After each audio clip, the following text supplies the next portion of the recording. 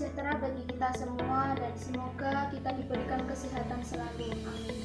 Perkenalkan, nama saya Sinta Dewi Lestari. Saya biasa dipanggil dengan Ibu Sinta. Di sini saya mengampu mata pelajaran Bahasa Indonesia. Di sini saya akan membahas tentang pembelajaran secara online atau biasa disebut dengan pembelajaran daring.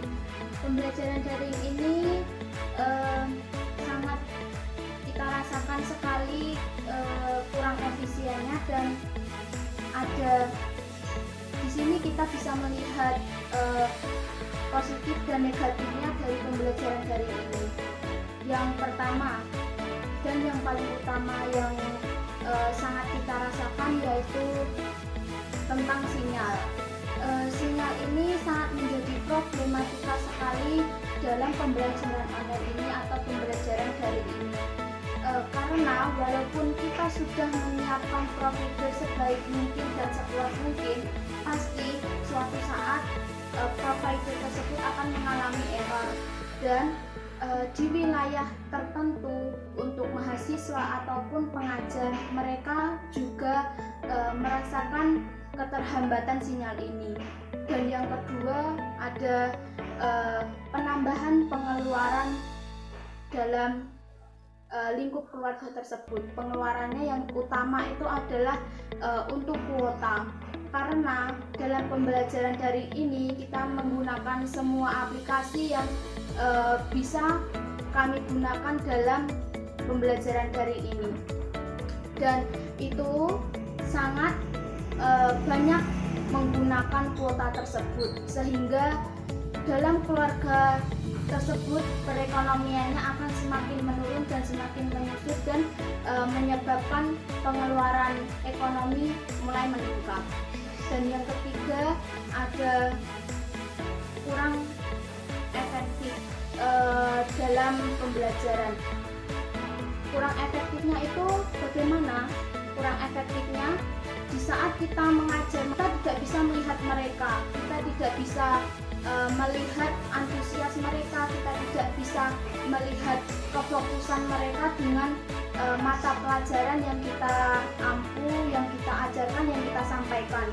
Karena siswa itu berbeda-beda pribadinya dan sifat dan perilakunya. Ada siswa yang aktif, yang rajin, dan begitupun sebaliknya. Nah, di saat itu kita tidak bisa melihat dan kita tidak bisa melihat respon mereka bagaimana terhadap kita. Dan yang terakhir ada masalah dalam gadget. Gadget itu sangat menjadi masalah sekali bagi mereka siswa yang mohon maaf kurang mampu, karena siswa yang dalam kurang mampu tersebut dia sangat mendapatkan keterbatasan untuk belajar, dan ada beberapa sekolah mereka yang menyediakan laptop atau teknologi tertentu untuk anak yang kurang mampu tersebut. Dan mari kita kupas dari permasalahan tersebut. Yang pertama dari tentang sinyal atau susah sinyal. Itu kita bisa dari sekolah itu bisa memberikan informasi di mana kita bisa mendapatkan sinyal yang bagus, walaupun itu terkadang juga ada error. Dan yang kedua ada pengeluaran kuota.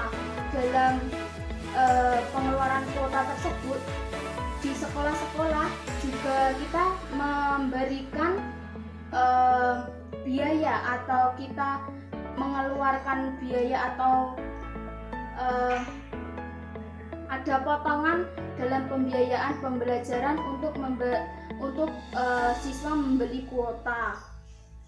Dan siswa yang kurang aktif kita bisa memberikan tugas-tugas melalui Google Classroom atau yang sebagainya, yang bisa menjadi alat untuk pembelajaran daring.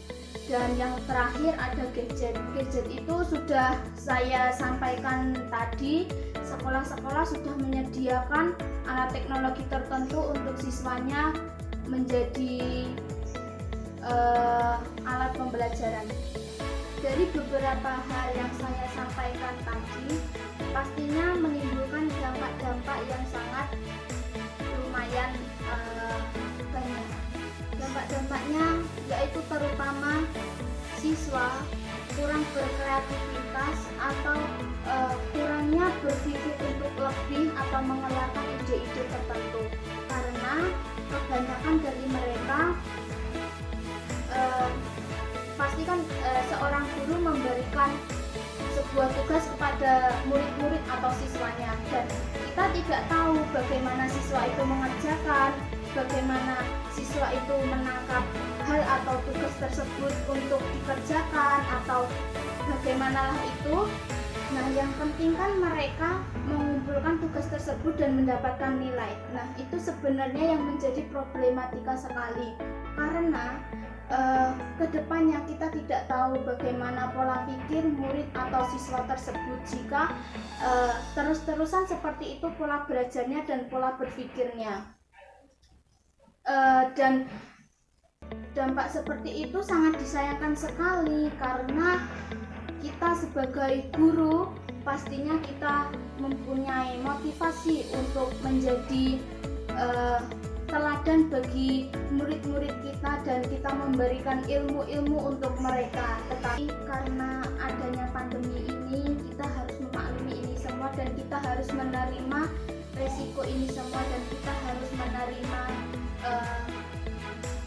cara-cara atau kiat-kiat belajar atau bekerja yang baru yang sudah disiapkan untuk pemerintah, dari pemerintah untuk kita, dan kita harus menerima itu agar semuanya lebih efektif dan para murid-murid bisa belajar dan mereka bisa menyelesaikan studi akademiknya. Dan harapan saya semoga pandemi ini segera berakhir dan kita diberikan kesehatan selalu, dan untuk murid-murid yang saya cintai semua, semoga selalu rajin dan semakin cerdas dan semakin menambah pola pikirnya dalam belajar dan untuk menyelesaikan masalah-masalah atau tugas yang diberikan oleh guru-guru kita. Dan berpikir positiflah ketika kalian diberikan tugas-tugas dari guru kalian, karena itu untuk mengasah atau memberikan nilai-nilai untuk melatih pola pikir kalian selama di rumah. Menjadi guru inspiratif bersama Kuiper dan Fruity Sosro.